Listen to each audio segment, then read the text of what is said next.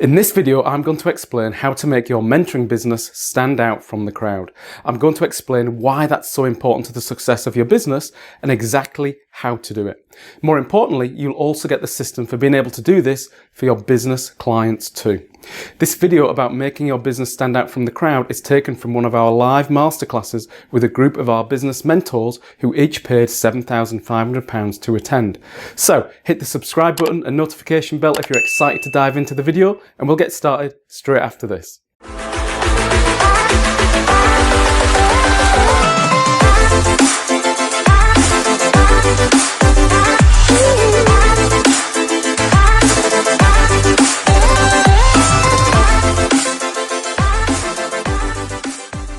So the differentiator then is obviously what sets you apart, the client apart from the competition.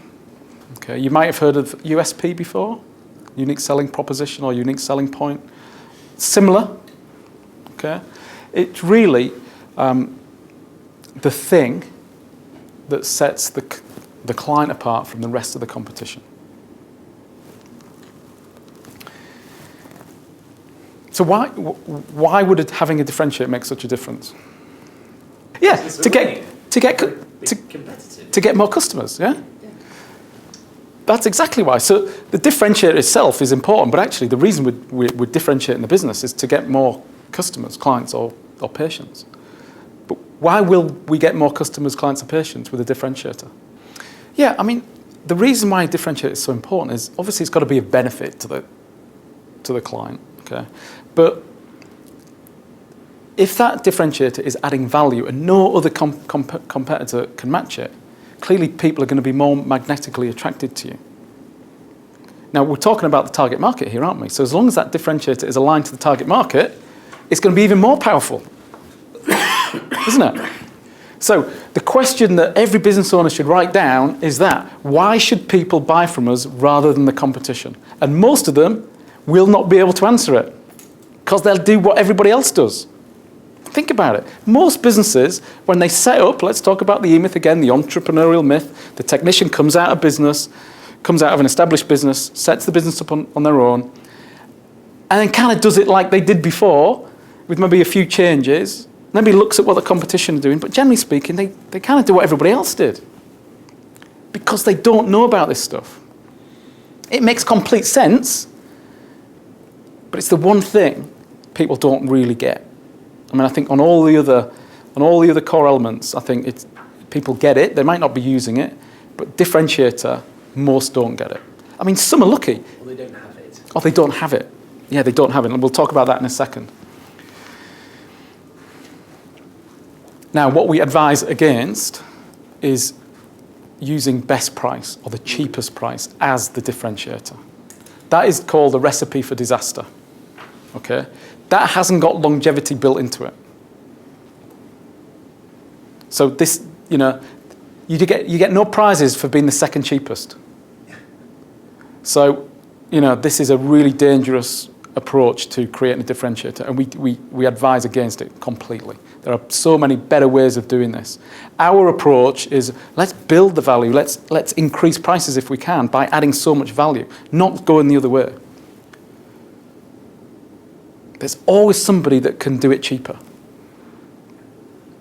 Now, I'll tell you a really good story about that. A good friend of mine, known him for, 17, 18 years. Met him because our kids went to the same school. His grandfather started a printing company, literally in his shed. Okay. And it grew to being the largest independent printer in Europe. Okay.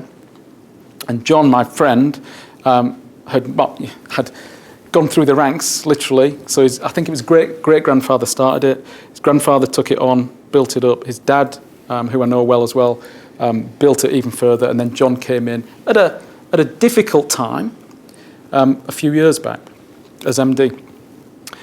But he'd been with the business all his life pretty much. And they were doing about 80, 90 million a year, 300 staff. Invested millions in machinery, a really nice business. But over the last 4 or 5 years, what's happened to print? It's gone digital, it's a commodity. And what was happening was they were literally bidding for business, even if it was existing customers. And competitors were coming in and undercutting. But undercutting at a point where it was impossible for them to make money on it. But this one particular business had been massively funded, and part of their remit was to buy business from the likes of John's company. And that's what they were doing. They were literally slashing prices to buy the market. But obviously they were doing it at considerable loss, but they could afford it because of the funding that they'd got in place. The problem was, they were trying to keep all the business, so they kept reducing all their margins, and all of a sudden, guess what happened? Just went. It's been around for, 80, 90 years? It's employing 250 people. It was a massive thing in the Leicester Mercury, and it was just one of those things, but it's all because of price. You can't compete. Now, as it happens, luckily, their financial director 10 years ago put all their assets into a holding company. So that they owned all the property, which John sold for just under 10 million. Thank you very much. And all the other units that they had, which he rents out now, and even all the machinery was owned by the holding company, which the receivers couldn't touch. So thank God the FD was a genius in that respect. If it had been 5 years ago, they wouldn't have got away with it, would they? Anyway, the purpose of that story is to just reinforce the fact that best price is a terrible way to differentiate the business.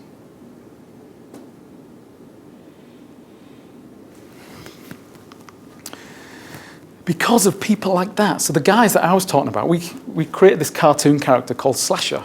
Okay, so Slasher's the competition that just slash prices, don't give a shit about margin, and they're quite happy to buy business. But they're horrible creatures, figuratively speaking. And most businesses have them. Most industries have them. It's just you've got to make sure that we're doing stuff that elevates us above that and helps us stand out. And a differentiator is one of the best ways to do that, on top of the fact that we're identifying the target market.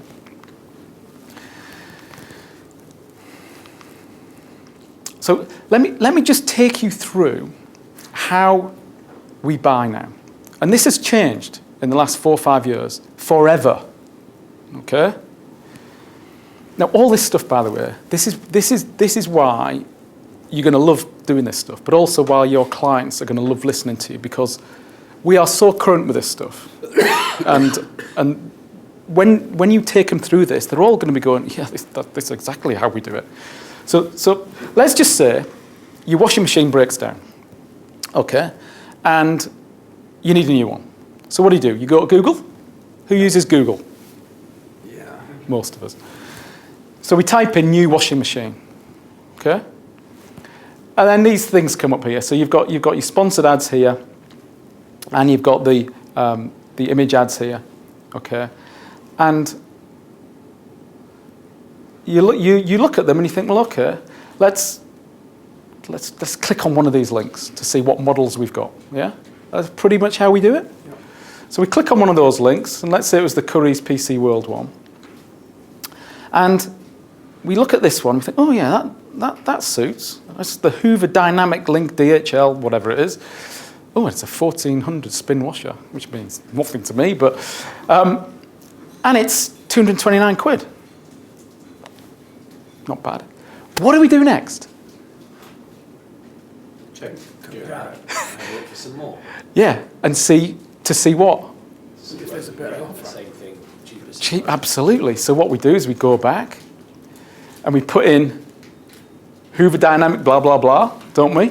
And then it brings up these, okay, and then we look at yeah. So we click on AO.com, and actually we find, oh, it's more expensive. So then what do? We go back, yeah, we go back. So what we've got to do is we've got to build value in the proposition. Otherwise, we become a commodity.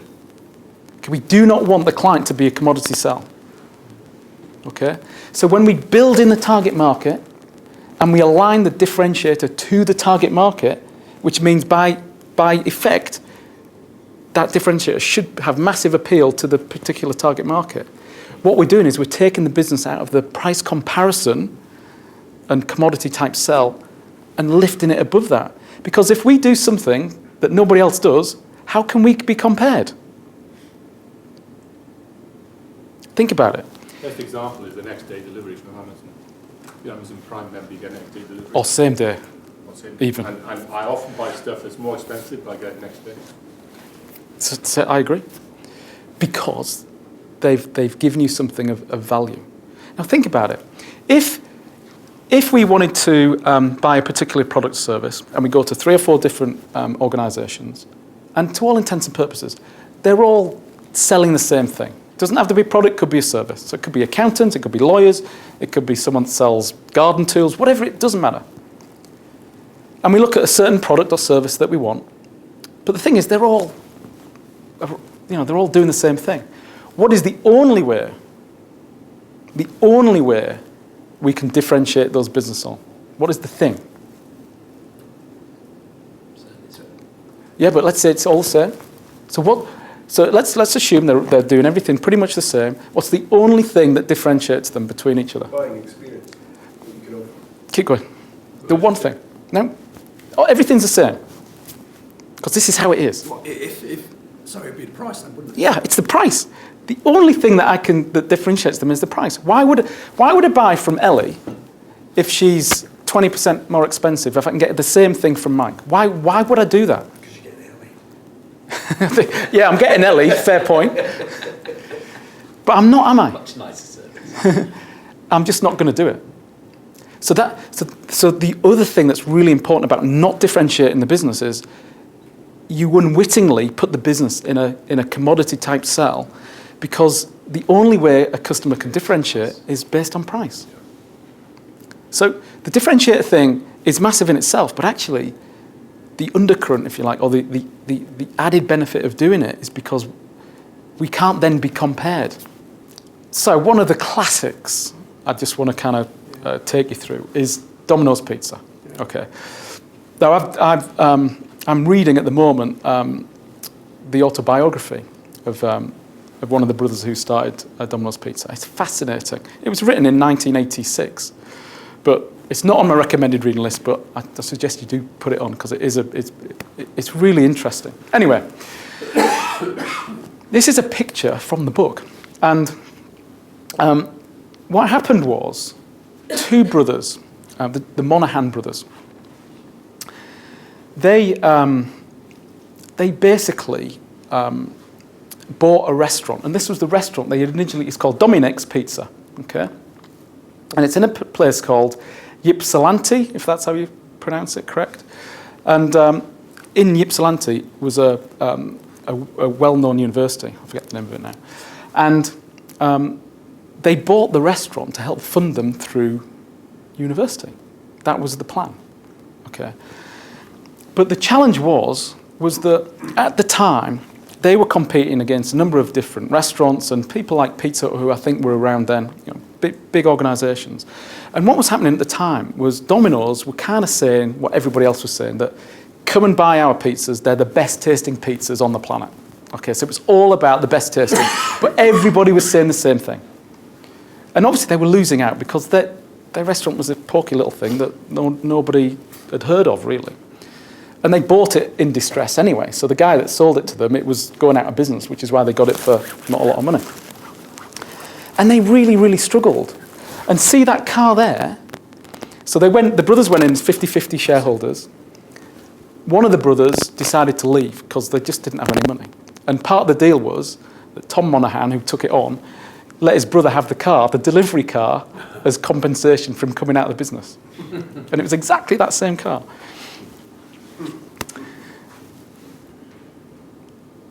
So this is what changed it. So Tom Monahan looked at his target market. Who do you think his target market was? A big university town, students. And he was one, which helps because he was the target market. He kind of got it. And he created this. So he didn't think, how can I differentiate my business? What he first thought is, who is my target market? Students. Well, typically on a night, they've had a few drinks. What happens? Well, it happens to us as well, doesn't it? We get the munchies, don't we? Okay, so he's thinking, right, so what do students really want? Do they want the best tasting pizza in the world? Probably not. I mean, they don't want it to taste horrible, but does it have to be the best taste? No, it doesn't. And I quite like Domino's, and my kids love Domino's.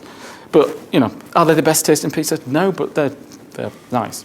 Anyway, but what do they really want? They want it hot, because you don't want cold pizza. It's horrible, isn't it? Well, look, a lot of people do like cold pizza, but in the morning, yeah. And they want it fast, don't they? Because you don't want it to arrive when you're asleep. You want it fast. So he created this differentiator, red hot pizza, delivered to your door in 30 minutes or less, guaranteed. It's a multi-billion pound organisation doing well over 10 billion a year on pizzas, for goodness sake. One of the most competitive markets that you can imagine. Yeah. They're the second largest pizza chain in the world. I think Pizza Hut are the top. But it's a very, very, very successful franchise. And predominantly because of that. Now, unfortunately, they're not allowed to use that in full now, because several years ago, their delivery drivers are actually on commission for getting the pizzas on time. Because obviously, if they don't get it on time, it's free. And they had a couple of separate incidents where they on their motorbikes, gone up on the curb, and there'd been 2 fatalities. So you know what it's like in America. So they can't use that now. But by then, the business had well established itself. They maintain that level of service. And let me just tell you a quick story. So you see their logo. He tells it this in the book. His designer friend created this. And actually, the dots represented, because when he went to the designer, they had 3 restaurants. So they represented 3 restaurants. And he said, what we're going to do is we're going to add a dot every time you open a new restaurant. And obviously they got to it. He said, hang on a minute, 100,000 outlets or whatever they've got doesn't kind of work. So they stuck with 3. Anyway. FedEx, another great example of this. Okay, so Fred Smith, I think he's on your recommended reading list. His autobiography is really good. He started FedEx. And I don't know if you know this, but Fred Smith went to university and he did a logistics type degree. And his paper was focused on the advancement of next day delivery. And he wrote, his dissertation was on that itself. And nobody at the time was doing it. So all the big boys, UPS and everybody like that, they were moving stuff, but nothing was next day. They might say we can deliver your parcels fast, but nothing was next day. And what Fred Smith did was he identified the target market, so it's people who needed their documents or whatever it may be delivered the next day, but essential that they got there the next day. So he created this differentiator based around the target market again, when it absolutely, positively has to be there overnight, FedEx. So think about it. If you need your documents or a parcel delivering the next day, who are you going to call? Don't say Ghostbusters. I was just going It's a no-brainer, isn't it? Because they guarantee it. And you look at their website, even now, okay, and it says, here we go. We're so confident in the reliability of our systems and people that we back FedEx Express international shipments with a money-back guarantee. So it's obviously this. It applies even if we've missed our published or quoted delivery time by just 60 seconds. So they're living it. And guess what? Do you think they're the cheapest? No. They don't need to be, do they? No.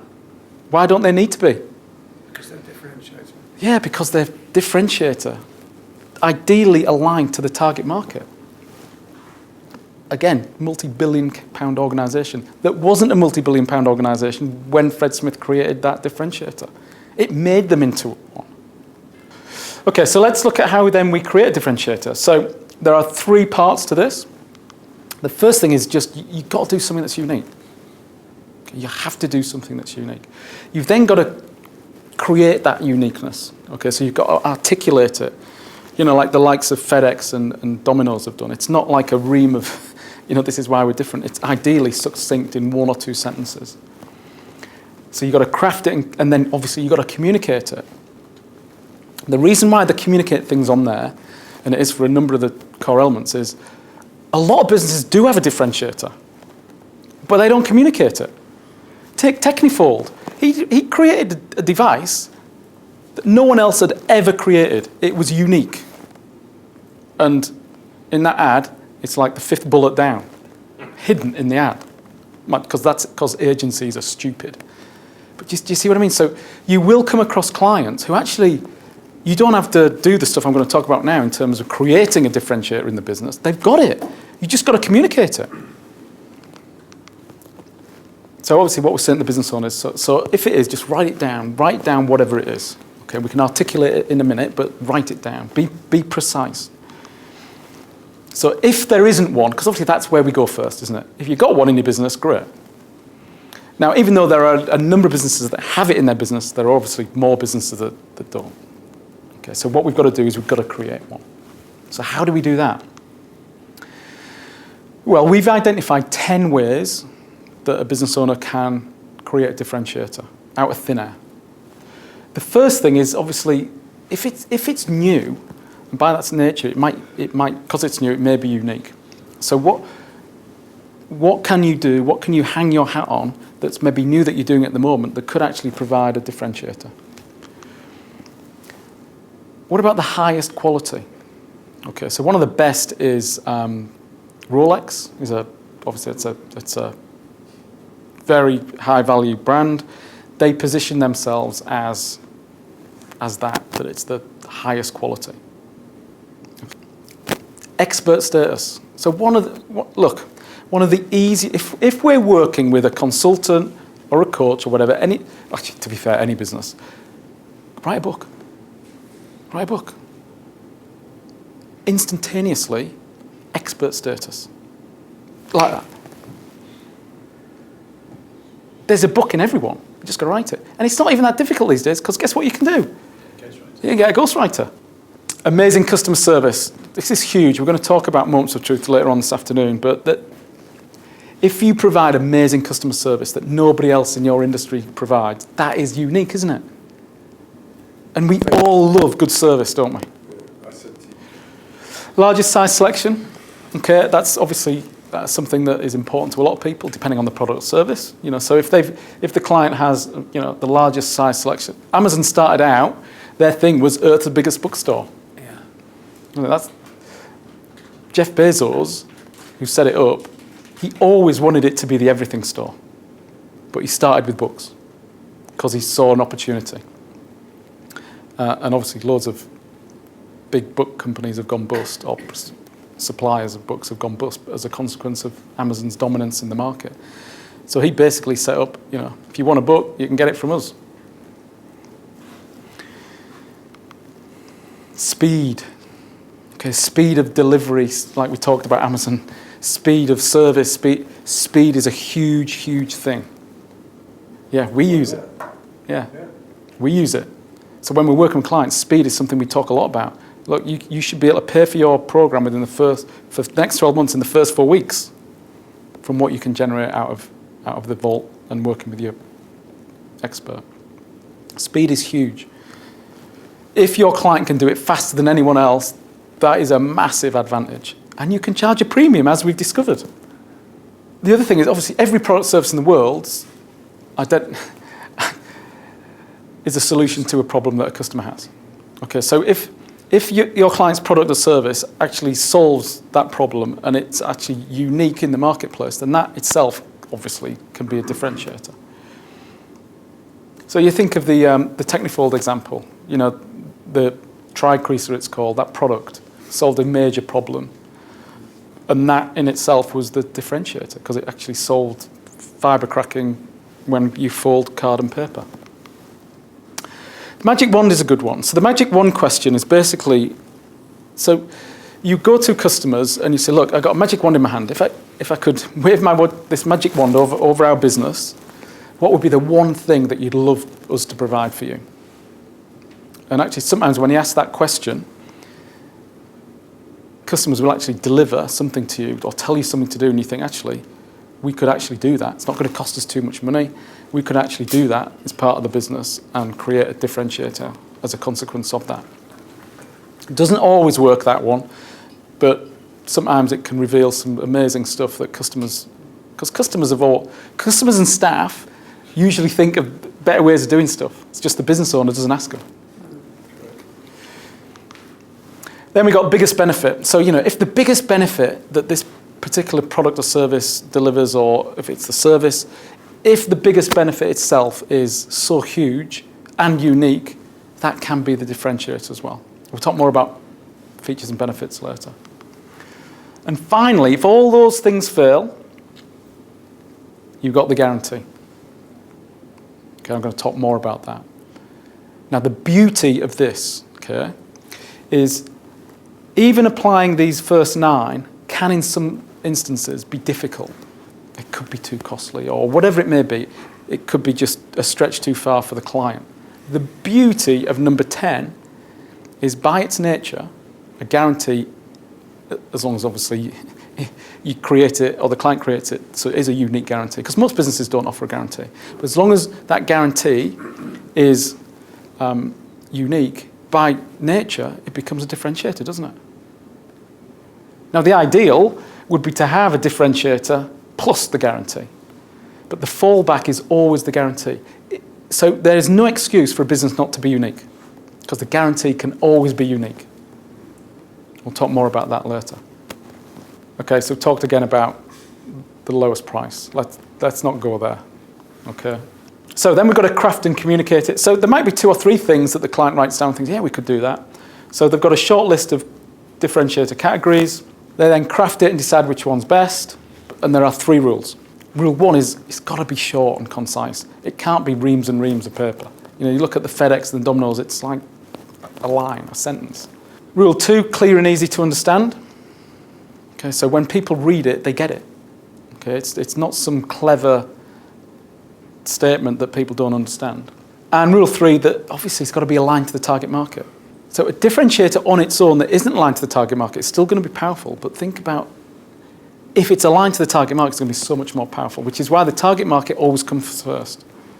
So those examples with Domino's and FedEx, their differentiator didn't come first, did it? They couldn't have created the differentiator if they didn't know who the target market was. So target market comes first, followed by the differentiator. And then, of course, you've got to communicate it. Otherwise, the perception is you don't do anything that's unique because nobody knows about it. As you can see, this is not rocket science, but making your mentoring business stand out from the crowd simply by differentiating it will enable you to acquire more clients at the right fee. It's also a valuable lesson you can teach to your business clients too. And if you want to use this to build your mentoring business and be part of one of the world's fastest growing industries, unlock your skills, experience and expertise, and use it to build a successful mentoring business, you've got to register for my free masterclass training. You can check it out at the link below this video. It's called businessmentoringsystem.com, and make sure you register now to grab your seat. During the masterclass, I show you how to quickly acquire a steady stream of £400, dollars or euros an hour mentoring clients. And if you like this video and you found it helpful, please share it with your friends and colleagues, hit the like button, be sure to subscribe and click the notification bell, because I post 1 new video on building a successful mentoring business every week. Also, in the comment section below, let me know what your big takeaway was, and if you have a request for a video, please let me know. And finally, remember, growing your mentoring business isn't rocket science, but it is a science. I'll see you again next time.